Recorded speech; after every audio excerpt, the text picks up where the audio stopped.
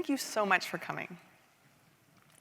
In the summer of 2022, I drove 10,000 miles in 3 months, all within Ohio, to locate and interview 285 male agricultural guest workers, also known as H-2A workers. H-2A workers are people who come here with a temporary agricultural visa that lasts between 6 weeks and 10 months, and they work in our fields, farms, nurseries, and greenhouses. They harvest the strawberries that we eat in June, the tomatoes we eat in August, the pumpkins we carve up in October, and even the Christmas trees we bring home in December. And as you can see from this slide, there are a lot of problems associated with this program. It's been used as a cover for human trafficking, wage theft and exploitation are common, and workers are often housed in unsafe and unsanitary living conditions. Now, around 4,000 people come to Ohio every year with this visa, and I wanted to learn more about who they were and what their experiences were like while they were here. I'll explain more about how I did that in a second, but first there are a few things you need to understand about the program itself. First and most importantly, this is a visa. These people have papers. They are here with documents. However, that visa is tied to only one employer.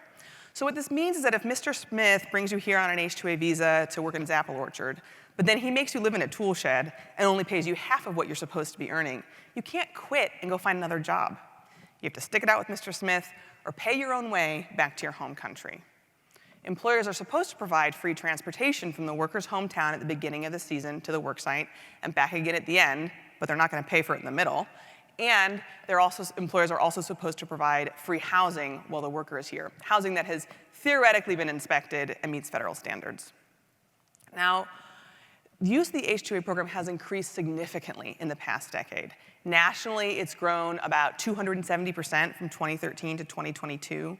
And as you can see from the graph behind me, the trend is similar for Ohio. However, even though more and more people are coming to the United States with this visa, we don't know very much about who they are as a population because they're not included in the National Agricultural Worker Survey. So we don't have information about their demographics, things like average years of experience in the program, or educational attainment, or marital status. We don't know that about the H-2A population nationally, but we do know about it for Ohio because I drove 10,000 miles to get it. So how did I do it? I did my research with the research assistant, Haley Fortson, and we conducted the survey by driving to the workers' home addresses, knocking on the door, and asking them if they'd like to participate.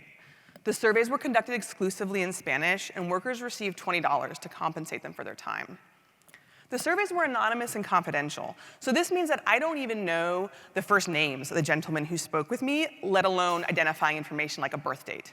Also, and probably most importantly, we did not inform employers about the workers' participation. So we did not ask an employer permission to speak with the people they employ, nor did we later then tell the employer, oh, your guys spoke with us. Using this method, our response rate was 74%. And it's one of the largest surveys ever conducted of H-2A workers in the entire country. So, what did I learn? Well, if you only take one thing away from this entire talk, I want it to be this number, 77%. 77% of the workers we surveyed have always worked at the same farm. So what this means is that the same people are coming back to the same place at the same time year after year after year. So the visa is temporary, but the workforce really isn't, and they are pretty much integrated into our economy and our food system.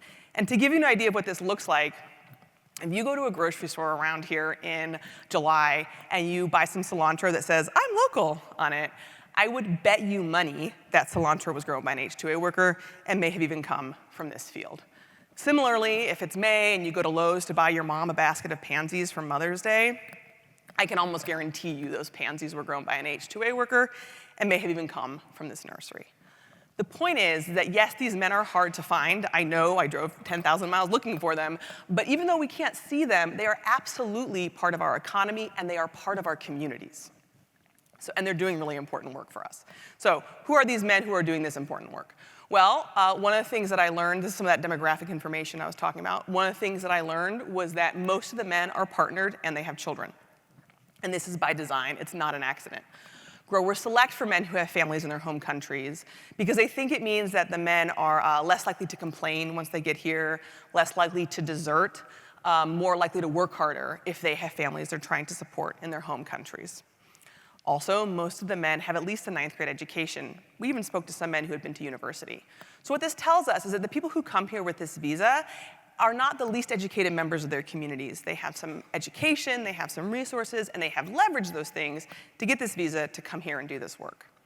And then finally, 96% of the men I spoke with were from Mexico. No surprise there, but you can see that they're actually from lots of different places in Mexico, and yet many of them are actually from this one place in the middle, that dark green state called Guanajuato.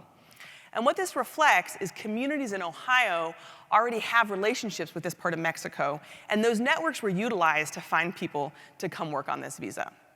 This map would look different for other parts of the United States.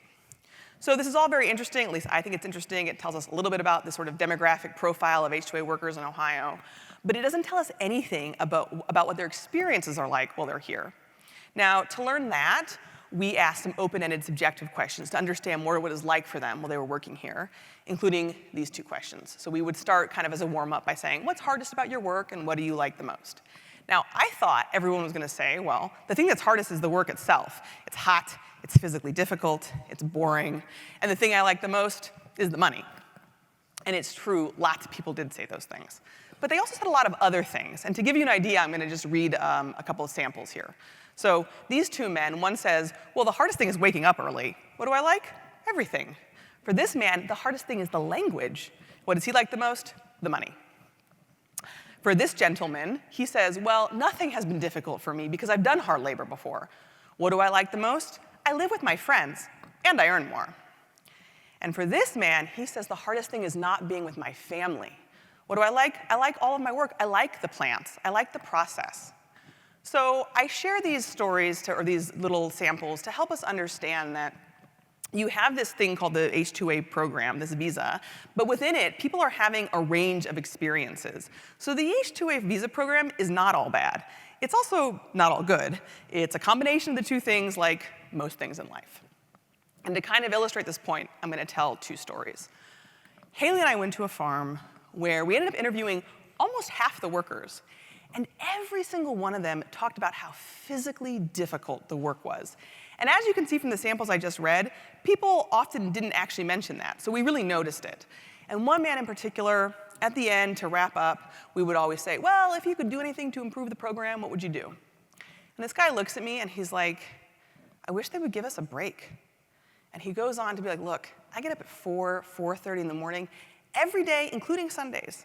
I'm out in the field by 5. We work 5, 6 hours in the hot sun without stopping. And at the end, when we're finally finished with that field, instead of letting us take a pause, take a break in the shade for just a few minutes, our boss comes up on a tractor and is like, keep going, move it, next field. I'd like to point out that what the boss is doing is not illegal. In Ohio, farm workers of any kind are not guaranteed rest breaks during their workday. Yeah. On the other hand, I went to an apartment complex where I interviewed a young man, and he's like, okay, I'll talk to you, but you have to be quick because I have to go meet friends. And I was like, well, okay, we'll do that. And here's what he tells me. He's like, look, this is great. I get to travel to a foreign country, and someone else pays for it. I've made friends from all over. Now I have friends from the United States. I have friends from other places in Mexico where I would never go. I do the same work that I'd be doing in Mexico, but I make 10 times as much money. And at the end of the season last year, to thank us, our boss took us to a water park. As far as this guy's concerned, he was living his best life. Now, I share this to kind of help us understand just how different people's experiences can be within this one visa program, but also to remind us that the people who are doing this work are individual human beings. They are not generic immigrants. They're not nameless and faceless workers. They are fathers, sons, brothers, uncles. They have families and communities they belong to. Speaking of which, 74% of the men that I surveyed are fathers. This means they have children at home. Now remember that this visa lasts for up to 10 months, and people often return year after year after year. So what does this look like for families? Well, one man said, look, I've been doing this job for 23 years. I know my boss better than I know my own kids. Many men we spoke with had missed the births of their children because they were here working. So the point of this part is that in this aspect, it kind of doesn't matter how good or bad your workplace is. The family separation is harmful. It's very difficult for the men who are here. It's bad for their mental health and well-being. They're isolated. They're living in the middle of nowhere. And it's incredibly difficult for the children, many of whom basically spend their childhoods without their fathers. So what can we do about this, short of an immigration overhaul? Well, I have some recommendations, and one is to offer a vacation. Remember, the men have visas. They can cross the border.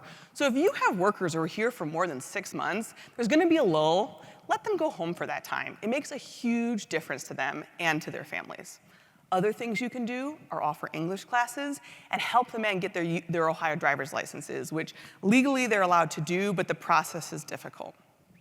When you do those things, you help the men, you support the men in exercising their agency while they're here. You increase their autonomy. It makes it easier for them to access resources that they might need. And in general, it sort of helps them connect more with the communities where they are living and returning to year after year after year. I'd like to point out that everything I just mentioned, at least some growers in Ohio are already doing. So we know that it's possible to make small changes to the program that recognize and support the humanity and the dignity of the men who do this work without compromising the growers' bottom line. What I want to leave you with is this. The men who do this work are more than just workers or victims. They are tattoo artists, they're school bus drivers, they're farmers on their family's land. They're fathers, like the one who had to return in the middle of a season because his son was born with a hole in his heart. They're brothers, like the guy who comes up every year to work alongside his brother who already lives in Ohio, and on the weekends they play in a house band together. In their spare time, they do things like play soccer, go fishing, cut each other's hair. In other words, they're human beings just like the rest of us. So, the recommendations that I'm making, this is not about charity. This is about making a minimum investment in the people we rely on to put food on our tables and flowers in our gardens. The men who do this work are guests in our country. It is time we start showing them some hospitality. Thank you.